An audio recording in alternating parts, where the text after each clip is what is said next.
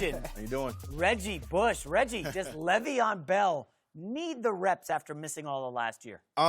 Yes, he needs the reps. What? He hasn't taken any hits in almost 600 days. That's a long time to not be hit, and the game is always changing. That's not the Pittsburgh Steelers organization. That's not Sam Darnold throwing the football. I mean, that's not Big Ben throwing the football. It's a different system. It's a different team, right? There's different players. It takes years and years and years to build chemistry. You know this, especially with the quarterback-receiver relationship, but especially the running back who's the workhorse of that team. And so, to me, it's not necessarily of if he needs the reps, because he very much may not need those reps, but maybe the team needs you out there, right? You still Le'Veon Bell, and I know a lot of times in training camp or preseason, you know, a lot of veteran guys, and I was there. You don't want to go out in preseason because, you got a bunch of young dudes out there flying around, going 100 miles an hour, doing everything they can to make the football team off of your name maybe. But you still Le'Veon Bell, right? You still one of the coldest running backs to ever play this game this game has to offer right now. And even with that year off, I will still say that because that's how much I respect him and his game and what he does. But there's chemistry that we got to get to, right? It takes years to build that championship organization. It don't just happen when you show up on Sunday. It starts back in OTAs, off-season workouts, training camp, mini camp.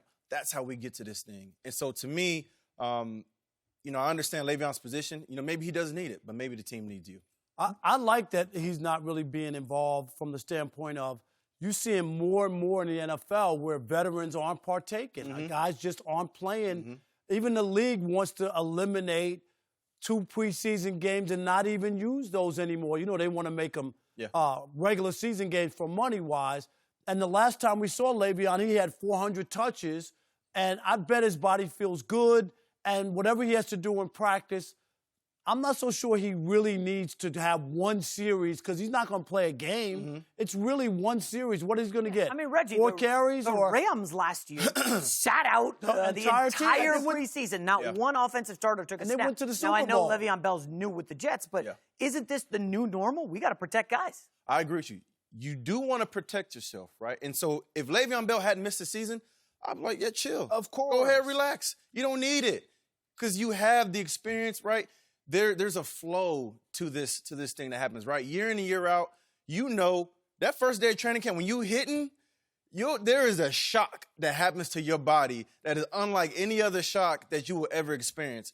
And it takes time for you to get adjusted to the hits, right? To the getting your body ready the next day, whether it's through therapy or just taking care of your body, chiropractors, massage therapists. There are so many things that go into being healthy and being ready for each day. It doesn't just happen on Sundays. Yeah, I'm with Reggie on this one. And I definitely think he needs the reps simply because he hasn't had the reps since 2 years ago. And, yes, he led the league in touches with 400 touches and rushing yards. He was third and all of these great things. And we know who he is, but I don't care if it's just from year to year. When you haven't taken that hit, it's something about going and actually getting that hit to get those cobwebs out to feeling I can still do this. One thing about being on the sideline, I don't care who you are. I don't care if it's injury. I don't care if it's you set out a whole year. When you're watching guys play, it starts mentally messing with you like, man, I was making those kind of plays.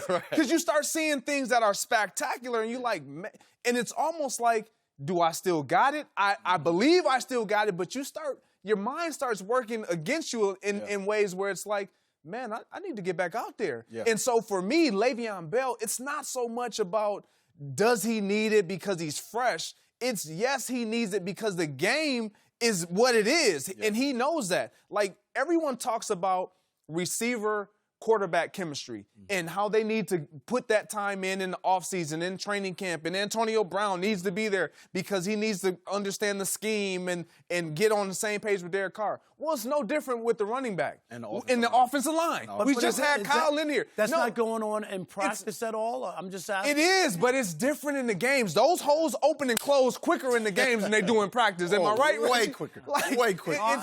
When you're a running back and you're watching your offensive line line and you're getting an understanding of how they block, you got to hit that A gap and he turns that. You kind of know what he's going to do. Reggie can speak to this because this has been his position all his life.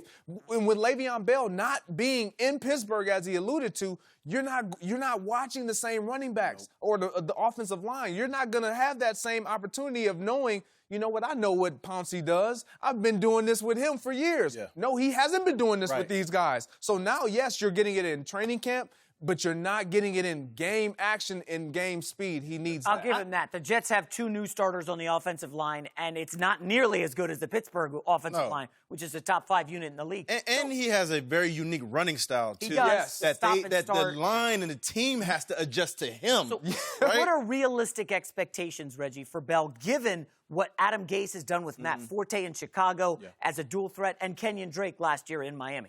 I mean, go out there and get your 6 plays, right? Like, you're not going to be out here for that long anyway. Go get your 6 plays, right? Humor us. We know that when it's open field one-on-one, ain't nobody tackling Le'Veon. No. Period. I don't care who it is. Humor us. We know that on the other side of the ball, there might be a couple young guys that's going to give 110% to tackle you, to try to make the highlight play on Le'Veon Bell, but you still Le'Veon Bell, and you still got one of the coldest moves that I've ever seen in this game. So to me, go out there and humor us for your 6 plays. It ain't going to be that much. It's not going to be that many plays anyway, right? I love the move of Le'Veon to the Jets. I really, with Sam Darnold, I expect a big year from him. Me too. I really do, because you're going to have to respect that run. Yeah. Sam Darnold has a big arm. He also could catch from the backfield. That relationship is going to be so important throughout this season because, like you just alluded to, Le'Veon Bell is just as much as a threat catching the ball out of the backfield as he is running the football. And again, Sam Darnold, this is only his 2nd year. Last year, he had some good signs and he showed some bad signs, right? It was a rookie year, right? It was a rookie year. And so they're depending on Le'Veon to be a leader for this football team. They're depending on Le'Veon to help Sam Darnold. That's why they brought him in there, to take some of that load off of him. So go out there and humor us for a couple plays. And have a good time. Let me ask a bit forward thinking here. So Le'Veon last year decided, I'm going to sit out because I want to get my money. It didn't really work out for him. No, it did work out. He didn't get the money. He didn't get more. If you're going to hold out, you got to get more. Yeah, the only problem is if he played last year and got hurt and didn't get any contract, then nobody would be like. That's a big if. I mean, Melvin but Gordon. It's possible. Hold on. Possible. Melvin Gordon is now maybe doing the same with the Chargers. And Ezekiel Elliott, who has 2 years left, kind of doing the same. Is this the new normal for running backs? Everybody's like, hey, I mean, Reggie is a former running back. The CBA doesn't work for running backs, though. Reggie doesn't. I'm glad you said that. No, it don't work for us. The running back position has been watered down. And I think what we're seeing now is a lot of younger running backs, a lot of young guys are understanding I have a small window of opportunity to make the most money possible because there are different games and tricks that teams may play where they try to run you into the ground and then trade you away the same way they did DeMarco Murray, right? Like, if I'm Ezekiel Elliott, I'm looking at what they did to DeMarco, and I'm saying, I got to get my money right now. He catches way more passes He catches way more passes, right? And so I think running backs are understanding that I got to get my money now while I'm young, because once you get to 27, 28, them contracts ain't rolling in like that. I promise you. You get about 1 big contract as a running back, and that's it. That's it. Like, this will be Zeke's big contract. And then most likely he'll get maybe a lower, like 2-year deal, 3-year deal maybe for a little bit of money. But it's hard to get 2 or 3 big contracts as a running back. And so I think, and I love what I'm seeing because I think now running backs are understanding, okay, our position is watered down. So while I'm hot, I got to get it while I'm hot. So Melvin Gordon, would you advise him? Hey, Melvin, I would show up in camp because it doesn't appear anybody's trading for him. And, it looks like he could possibly sit out the full season. I don't think he's going to sit out the full season. And he has a pretty decent offer on the table, I believe. I don't know the numbers right now, but from what I've heard, he has a pretty decent offer on the table, right? Something like 10 a year. He saw the Gurley. 10 million. He saw the Gurley money, and he's like, hey, Why not shoot for Gurley money if they're giving it out? He's not a Gurley player. Because this dude right here just reset the market and didn't get more money. Yeah. So we heard Stephen Jones say that exact thing on the radio. He said, the running back market has been reset with Le'Veon Bell. We pay attention to those things, right? And so that's what they're saying is that we ain't giving you Todd Gurley money. We about to give you Le'Veon Bell money. But you got to take a look at if you're a running back in these situations, whether you're Melvin Gordon, where the Chargers have a good team, have an open window with a veteran quarterback, you can't wait Same thing with the Cowboys. Yeah. If you're a running back, you got to say, this is my moment here. Get it. Cowboys are trying to win, Yeah. and this is, if I wait for another year or so or get hurt or something happens, I'm not going to get paid. And the other thing is, it's more than just running the football as a running back. You have to block. You're involved in a lot of other things where you can get hurt, correct? A lot. And so I've always said, sorry not to cut you off, I've always said that the running back position is one of the toughest positions because you're always outweighed. It's different than when you in boxing, right? You're fighting somebody who's your size and who's your weight for the most part. In football, you got to block deep tackles. Yes. They're 300 pounds. You got to block Aaron Donalds. You got to block Dominican Sues, right? Those are not easy people to block, especially one-on-one as a running back. Linebackers who are coming down safeties that are blitzing off the edge. Like, you are always having to, block somebody who is just either they outweigh you or they may be a little bit faster than you. You're in a compromising position. Yeah. And so for me, when I go back to Le'Veon Bell, he's already had 400 touches the last time we saw him. That was with the Pittsburgh Steelers. They had several weapons around. That was with the Pittsburgh Steelers. He had 400 touches. Yeah.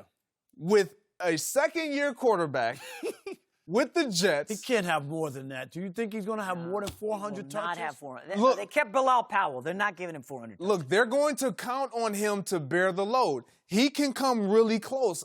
He may not have 400 touches, but he's going to come close. You pay him that money. You expect him to take some of the load off of your young quarterback, not only in the running game, but as we mentioned, in the passing game as well. And we all know the best friend of a quarterback, a young quarterback, is having a guy that you can turn to and check it down to. Or hand that ball off. Yes, when I was in Minnesota and Teddy Bridgewater was at quarterback, all I heard from the offensive coordinator in the headphones was, use your check down, use your check down.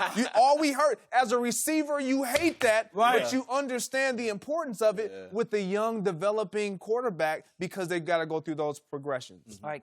Thank you for watching. You can subscribe here to get the latest from the show, and be sure to check out more of the best clips from Undisputed, or go watch a few other segments from our other shows on FS1.